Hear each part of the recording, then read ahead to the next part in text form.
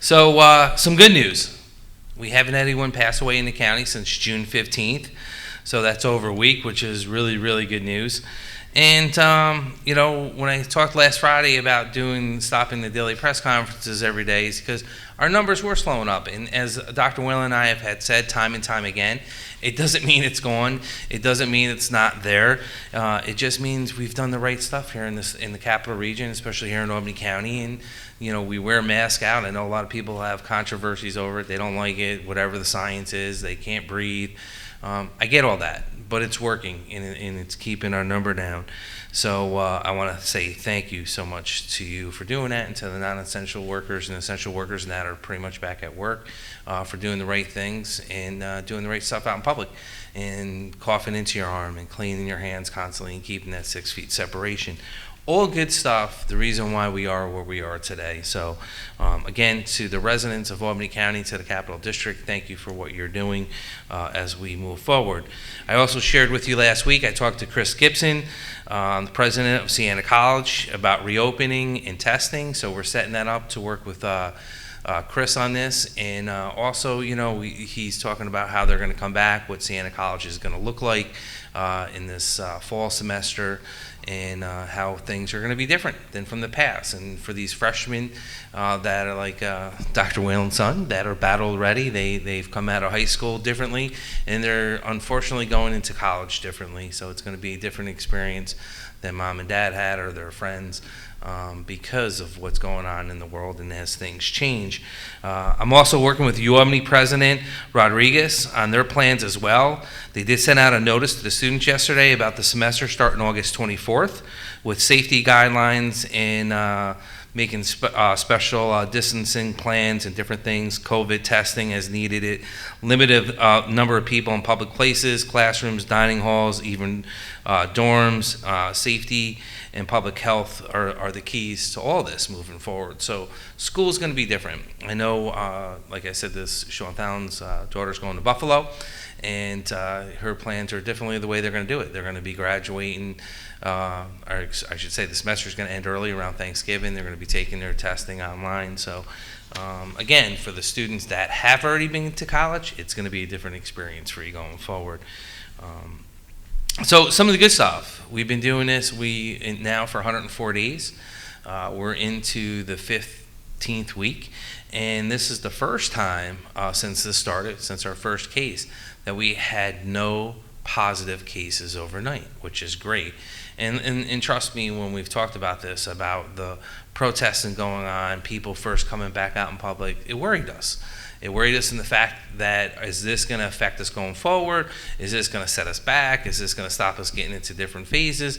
So all good news, and which is great. So far, same as yesterday, we have 1,864. Same as yesterday, 147 people under mandatory, nobody under precautionary, which is great. And out of that 1,864, 25 are active cases. So think about that, 25. So, which is all good stuff going forward. We have 5,630 people who have completed quarantine, and of those, 1,839 tested positive for the virus and have recovered. 10 recoveries since yesterday. Also great news, moving in the right direction. Unfortunately, we're up one person in the hospital. There's 8 people in the hospital with a hospitalization rate of 0.42%. And out of those, yesterday's rate was 0.37. So we went up slightly a little bit. Still, unfortunately, we have one person in the ICU, so that stays the same. And our overall 5-day average goes up a little bit to 4.6. But not much. 17 new cases since Friday, so to today, as we've reported. Even though we're not doing this every day, we're still putting pressers out every day of what the numbers are and what's going on, and especially with the control room. We still have the control room meetings every day at 1400 to discuss guidelines going forward, getting into the next phase, the guidelines for this phase, bringing up different things, and I'll get into that in a minute as we talk about phase 4 and other things. Some of the bigger issues, we've heard back from bars and restaurants about the the SLA coming in, making different guidelines than what they agreed to. I've said to the restaurants, work with the town, city, and village you're in. Make sure you address the issue, because they don't need fines and they don't need to be shut down and they don't need to take a step back, especially when they're trying to get back on their feet, get people back to work, and and obviously start paying their bills. So we want to be there and help you to get through this difficult time. So again, I'm seeing a lot of people out there enjoying the warmer weather, which is great. We've got a little bit of a heat wave going on, but after this cold weather we had and long, getting into the spring, we all welcome it. But please, I know wearing a mask is going to be a little bit harder out in the heat. I know it's hot, so please plan accordingly. Continue to social distance and other options that are available as you move forward.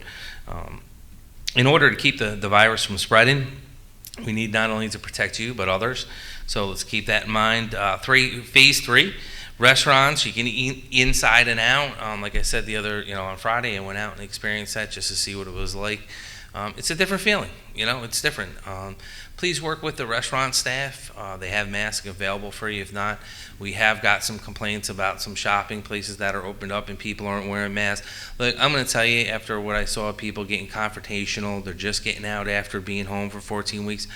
If they don't want to wear the mask, and I say to the patrons that are doing the right things, please, by all means, choose not to go in there and just walk away, because you're not going to solve the issue by getting in a fight with somebody or solve it over throwing punches or spitting on one another. It's just not the way to answer it. You can kindly ask them to put a mask on. If not, I would say walk away and let the authorities address with it. And the same thing with the workers at restaurants. I know that they're trying, and they're concerned about their safety as well as people coming in there.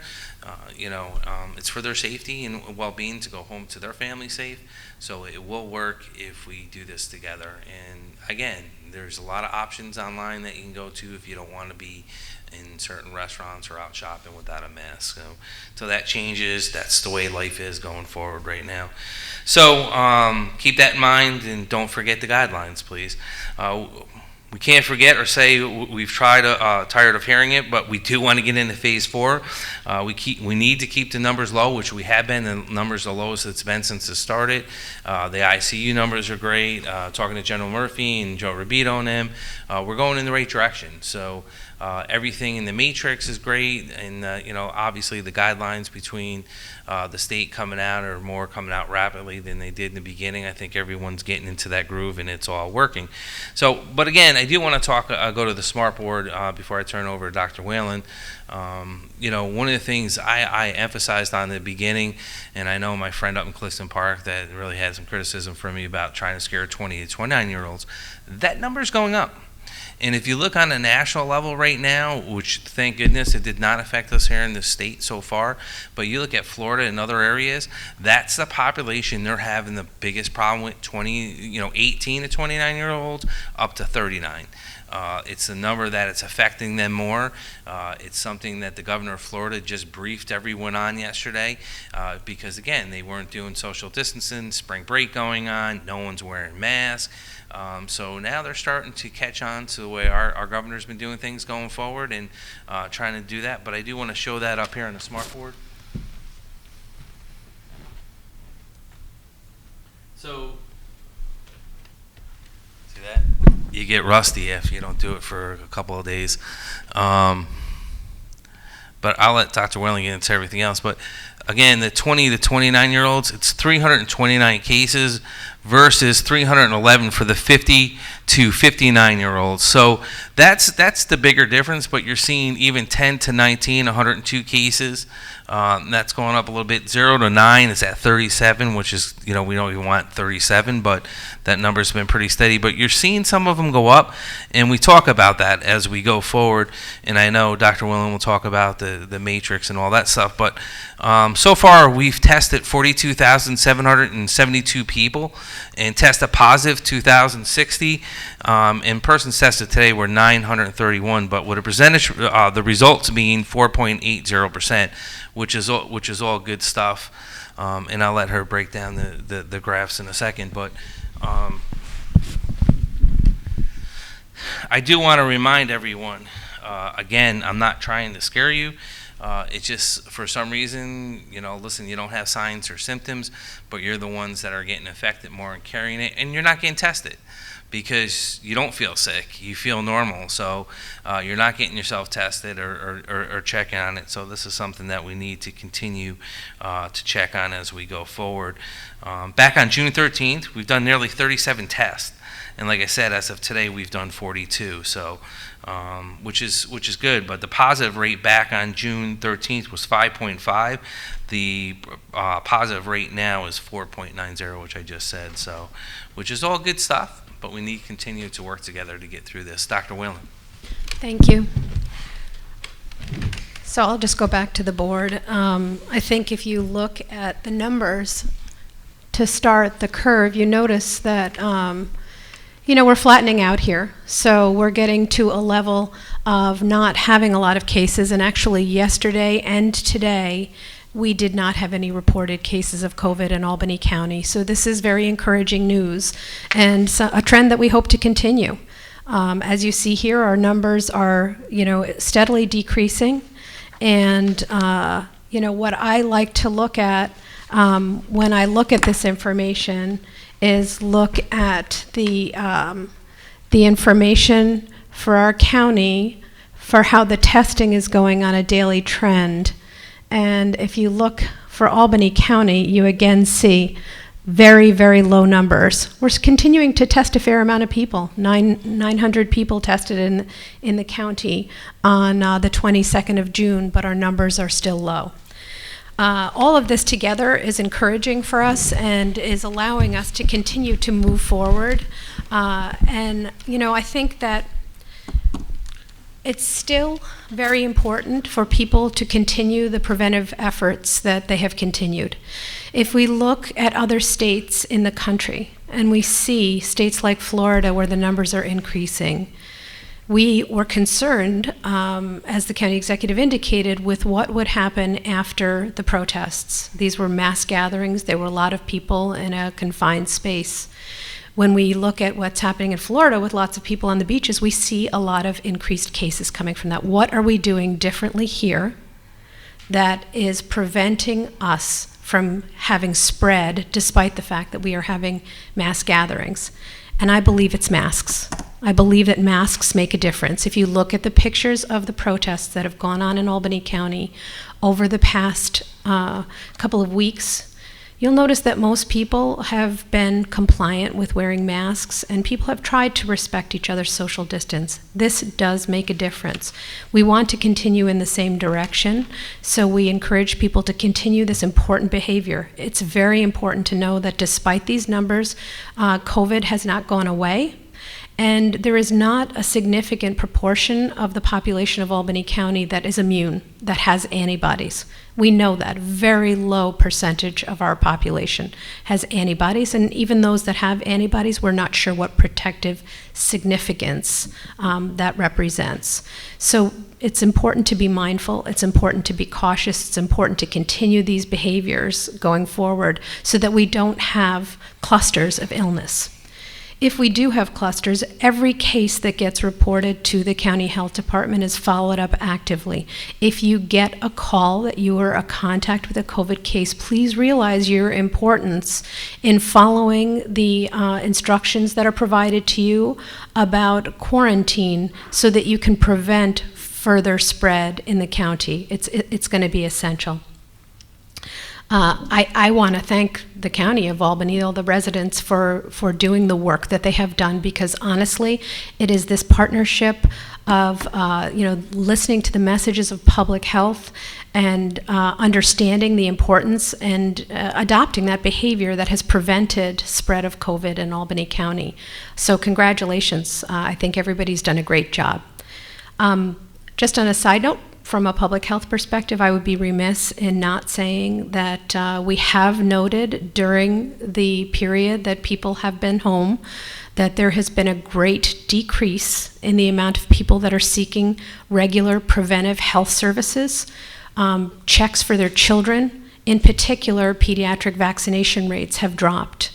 We really strongly encourage people to contact their provider and make sure that they're up to date with their preventive screening. If you have a chronic disease such as hypertension or diabetes or asthma and you have not been checked, please make sure that you call your provider to be checked. They're doing great jobs within the physician's offices of ensuring that people are protected and are not being placed at risk by getting a checkup. So please go in, get your checkups, make sure that your prescriptions are filled, and make sure that the important pediatric vaccination series are continued. Thank you.